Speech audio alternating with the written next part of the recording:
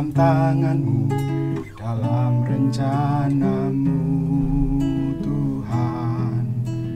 Rencana indah telah Kau siapkan bagi masa depanku yang penuh harapan. Semua baik, semua baik, apa yang telah Kau berbuat di dalam hidupku. Semua baik, sungguh teramat baik, Kau jadikan hidupku berarti.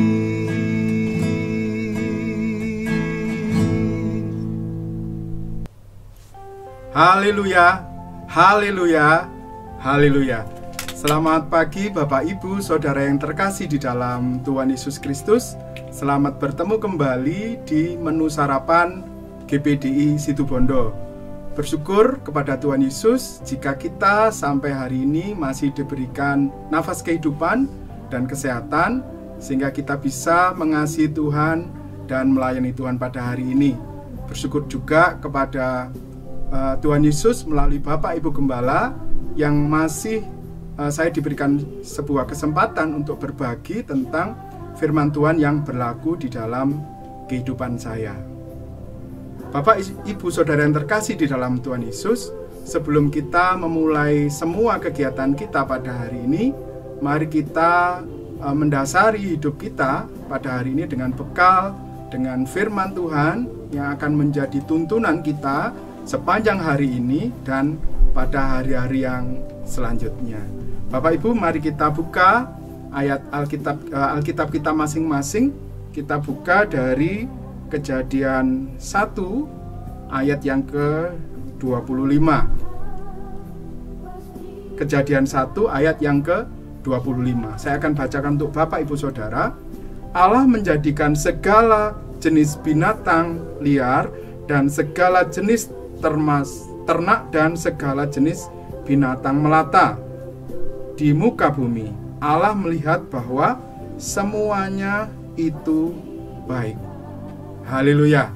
Bapak Ibu Saudara yang terkasih di dalam Tuhan, tema kita pada pagi hari ini adalah semuanya itu baik. Bapak Ibu Saudara, kata semuanya itu baik, kalau kita cari di Alkitab, itu dipakai sebanyak 5 kali.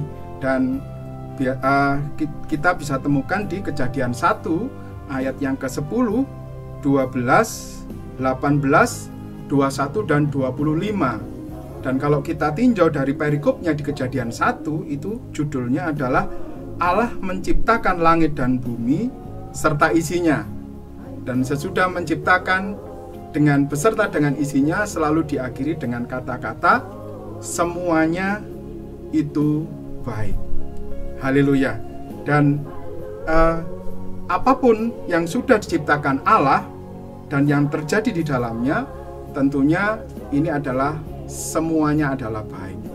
Bapak Ibu Saudara yang terkasih dalam Tuhan, di dalam masa pandemi ini tentunya banyak hal yang bisa kita pelajari. Apakah perkataan semuanya itu baik masih relevan di dalam masa-masa seperti ini? Masa-masa yang sulit, kita harus social distancing, kemana-mana sebisa mungkin tidak kita lakukan, karena di dalam perjalanan ada kemungkinan kita bisa menjadi karier atau menularkan ke orang lain atau tertular dengan virus corona. Sehingga memang yang lebih aman adalah memang berada di rumah, meskipun ada istilah new normal. Bapak Ibu Saudara, semuanya di dalam masa-masa ini adalah masa-masa yang sulit, karena kita tahu ada beberapa sektor industri seperti pariwisata, traveling dan sebagainya yang harus menahan diri atau mengalami satu penurunan yang luar biasa ketika menghadapi masa pandemi ini. Dan ketika kita menghadapi sebuah kesulitan-kesulitan seperti itu, apakah kita masih juga bisa berkata semuanya itu baik?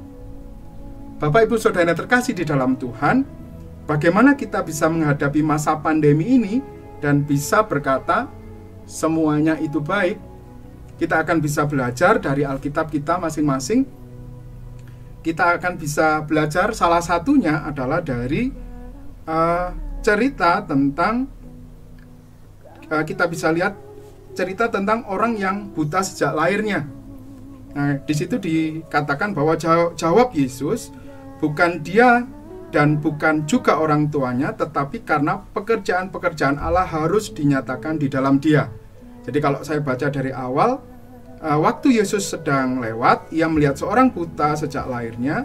Murid-muridnya bertanya-tanya kepadanya, "Rabi, siapakah yang berbuat dosa, orang ini sendiri atau orang tuanya, sehingga ia dilahirkan buta?"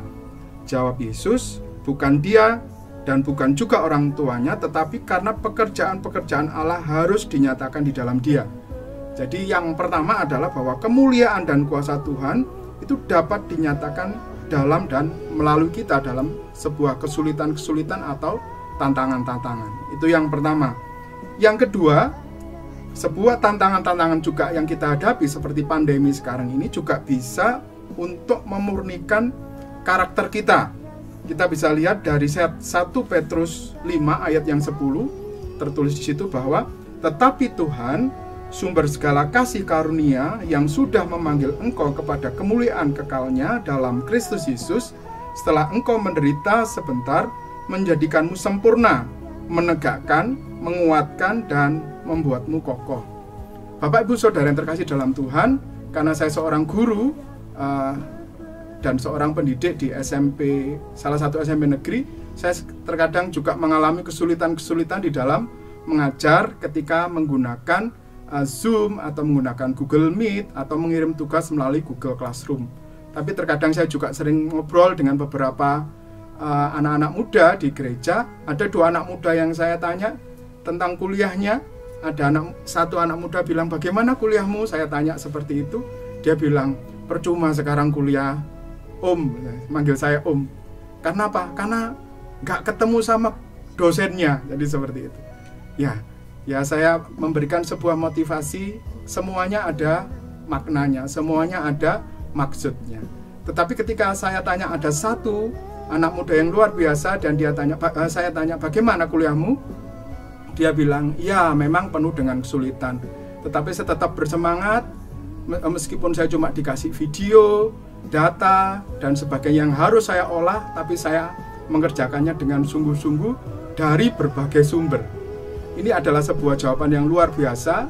Ada 2 anak yang berbeda, tetapi jawaban yang kedua sangat-sangat membangun, sangat-sangat juga menginspirasi saya. Jadi dia tetap antusias meskipun apapun yang terjadi. Dan dari sini memang segala kesulitan memang juga bisa dipakai untuk memurnikan karakter orang itu menjadi lebih baik.